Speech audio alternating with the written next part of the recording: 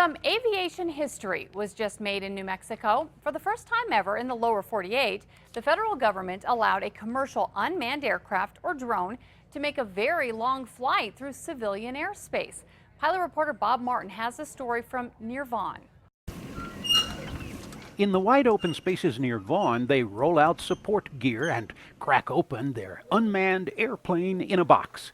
Setup of the small ScanEagle surveillance craft goes just as it has for thousands of military ScanEagles in places like Afghanistan.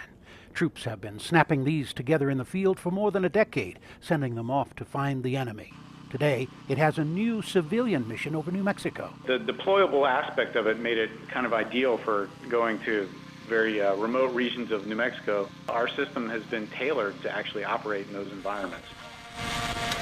The goal on this first long-distance unmanned commercial flight in the lower 48, inspect these BNSF railway tracks. BNSF says using an unmanned aircraft may sometimes be faster, more economical, and safer than using manned aircraft or ground crews, especially when access to remote track is thwarted by nature.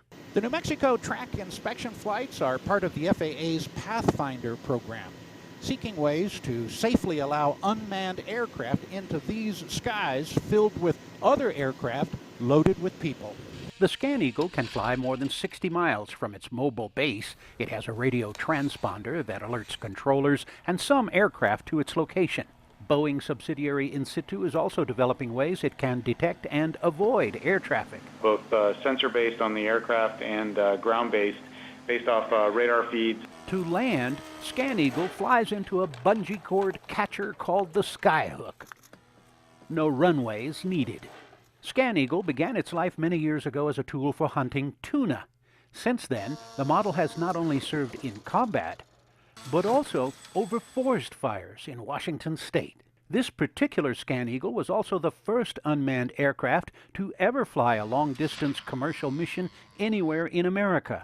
2 years ago, it flew for ConocoPhillips in the Arctic off the coast of Alaska.